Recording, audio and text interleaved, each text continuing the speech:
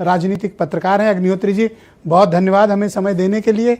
Sir, 5 राज्यों में चुनाव है जिसमें 3 में आज आपने वोटिंग करा दी है, तो पहले तो इन 3 का हाल बताइए, फिर जो बचे हुए 2 हैं वहाँ क्या माहौल है पश्चिम बंगाल और तमिलनाडु में?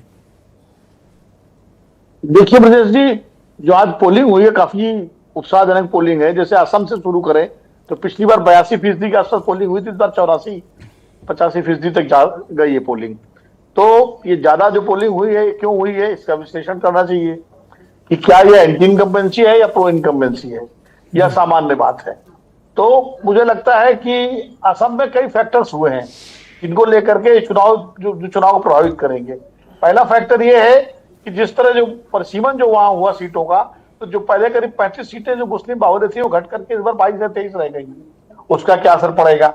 दूसरा, हेमंत विश्व शर्मा जो पिछले चुनाव में उम्मीदवार मुख्यमंत्री पद के नहीं थे और सर्बानंद सोनोवाल जो इनकम्बेंट मुख्यमंत्री थे, उनके नेतृत्व में बीजेपी जीती थी, बाद में हेमंत विश्व शर्मा को बना दिया। पूरा टाइम हेमंत विश्व शर्मा ने जिस तरह पूरे 5 साल में जो सबसे ज्यादा विवादों को दिया और हिंदुत्व की राजनीति को उन्होंने, बीजेपी की जो हिंदुत्व की राजनीति है, पोलराइजेशन की जो पॉलिटिक्स है, उसको उन्होंने बहुत खुल करके बढ़ाया। कई बार उन्होंने ऐसे से बयान दिए हैं जो किसी भी मुख्यमंत्री को शोभा नहीं देते, उसका क्या असर पड़ेगा। तीसरा, गौरव गोगोई को जिस तरह कांग्रेस ने आगे किया है इस बार और बदरुद्दीन अजमल से दूरी बना के रखी है, वो एक फैक्टर है। वो क्या वापस जो तरुण गोगोई का कॉम्बिनेशन कांग्रेस का था उस जमाने का और तमाम छोटे दलों से जो अलायंस किया है, वो कितना कांग्रेस को फायदा पहुंचाएगा और प्रियंका गांधी की उपस्थिति का क्या असर पड़ेगा। ये सारे फैक्टर्स हैं जो चुनाव और फिर इस युद्ध का जो युद्ध हुआ ईरान और इजराइल द्वारा फिलहाल अभी रुका हुआ है, उसमें जो गैस की दिक्कत और तमाम दिक्कतें हुई हैं, उसका कितना असर पड़ेगा या कितना पड़ा है। लोकसभा चुनाव के जो नतीजे थे उसमें काफी, खास करके अपर आसाम में जो मुकाबला हुआ था उसमें कांग्रेस ने बहुत अच्छी टक्कर दी थी और जिस तरह बदरुद्दीन अजमल खुद कांग्रेस के उम्मीदवार से 10 लाख वोटों से हारे थे। तो आप ये कहना चाहते हैं कि असम एक तरफा नहीं है, मुकाबला दिलचस्प है? मुझे, हाँ, नहीं, बीजेपी तो बहुत मुतमईन है और बीजेपी को लग रहा है कि ये आसाम उसके लिए बड़ी आसानी से निकल जाएगा, लेकिन मुझे लगता है कई जगहों पर अच्छी टक्कर हो रही है। और अगर बंगाल में क्या चल रहा है सर? बड़ा मसला है वहां पे सर। कहां पर? बंगाल में। देखिए, बंगाल में तो अभी पोलिंग होने दीजिए। अभी तो बंगाल में 27 लाख तो वोट होगा ही, फैसला नहीं हुआ है कि वोट डाल पाएंगे नहीं डाल पाएंगे।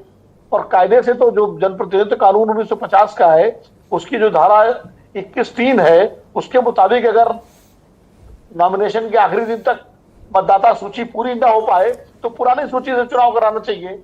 अब अभी तक तो आज आखिरी दिन था, 9 तारीख थी आज नॉमिनेशन का आखिरी दिन था सेकंड फेज का। आज सूची कायदे से फ्रीज हो गई और फ्रीज होने के बाद 13 तारीख को वो सूची सबको फट जानी, सारे राजनीतिक लोगों तक। तो क्या 4 दिन में 27 लाख नामों का फैसला हो जाएगा? अब ये एक बड़ा यक्ष प्रश्न है। और अगर 27 लाख नामों का फैसला नहीं हो पाता है तो क्या चुनाव जो होंगे वो पुरानी सूची पर होंगे या इन चुनाव कैसे? ये बड़े संवैधानिक प्रश्न है बंगाल में।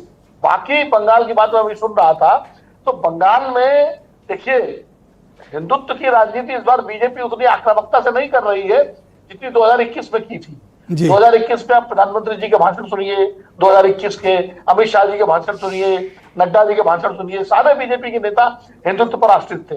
इस बार वो हिंदुत्व से ज्यादा वो बंगाल में जो ममता बनर्जी का जो गवर्नेंस का मुद्दा है उसको उठा रहे हैं, क्योंकि हिंदुत्व को ममता बनर्जी ने उसको कुंद कर दिया है। उन्होंने दुर्गा आंगन बना दिए, उन्होंने महाकाल का मंदिर बनवा दिया, जगन्नाथ टेम्पल बनवा दिया, चंडी पाठ कर दिया। तो एक तरह से हिंदुत्व के मुद्दे को उन्होंने उसको काफी धारहीन कर दिया है। बाकी जो हिंदुत्ववादी कट्टर वोटर है वो तो है बीजेपी के साथ, लेकिन उसका एक्सपेंशन जो बीजेपी करती थी वो मुझे इस बार नहीं दिख रहा है। अब जहां तक वोट कटने की बात है, उससे बड़ी संख्या में मथुआ समुदाय के वोट भी कटे हैं, मुसलमानों के वोट भी कटे हैं और मथुआ समुदाय के वोट। सर, ये केरल और तमिलनाडु में आप कोई परिवर्तन देखते हैं या फिर मौजूदा सरकारें रिपीट करेंगी या फिर तमिलनाडु में ट्रायंगुलर है फाइट? देखिए, तमिलनाडु के बारे में मैं पीयूष जी की बात से काफी सहमत हूं कि ट्रायंगुलर बनाने की कोशिश तो की विजय ने, लेकिन मुझे लगता है कि चुनाव वोट पड़ते पड़ते जो है, जो 22 तारीख को वोट पड़ेंगे, इस तरह चुनाव जा रहा है वो फिर बाइपोलर ही हो रहा है चुनाव, डीएमके अलायंस और एआईडीएमके अलायंस के बीच में। क्योंकि विजयन उस तरह का कोई बड़ा नैरेटिव नहीं बना पाए जो तमिलनाडु के चुनाव को ट्रायंगुलर बनाता। जी। वो दोनों से, अगर मैं आपके सामने अगर एक काल्पनिक तस्वीर भी रखूं, अगर मुकाबला डीएमके और अन्ना द्रमुक में एक आमने सामने का हुआ तो? देखिए, अन्ना द्रमुक और डीएमके में अगर मुकाबला आमने सामने का हुआ, अगर आमने सामने का हुआ तो मुझे लगता है डीएमके अलायंस का पलड़ा थोड़ा भारी रहना चाहिए। तो दूसरा सर ये बताइए कि ये वामपंथ का अंतिम किला जो बचा हुआ है केरलम, जी बचेगा जी। या ढहेगा? देखिए, अगर पंचायत चुनाव और स्थानीय निकाय चुनाव के नतीजों से कोई नतीजा निकाले तो यूडीएफ को सीधी सीधी बढ़त है जी, और 10 साल की एंटी इनकम्बेंसी है। अब वहां एक फैक्टर और है ब्रजेश जी, भारतीय जनता पार्टी पूरा जोर लगा रही है और भारतीय जनता पार्टी वहां जो सोशल इक्वेशन है उसको समझिए। जो वहां का हिंदू, वहां 3 सामाजिक विभाजन है, हिंदू, मुस्लिम और ईसाई।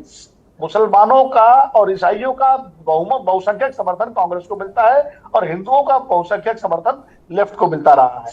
और इस बार बीजेपी जो इनरोड कर रही है, तो बीजेपी क्रिश्चियंस को भी आउटरीच कर रही है और हिंदुओं के, तो उसका हिंदुत्व का एजेंडा ही है। तो बीजेपी कितना वोट लेफ्ट का काट सकती है जो हिंदू वोटर है, अगर ज्यादा वोट काट लिया तो यूडीएफ का रास्ता आसान हो जाएगा, और अगर ईसाइयों में डेंट किया तो यूडीएफ के लिए थोड़ी मुश्किल होगी। तो बीजेपी एक वहां वोट काटने वाली पार्टी के रूप में सामने आई है। बहुत शुक्रिया सर, कृपया सर हमारे साथ बने रहिएगा। मैं इस चर्चा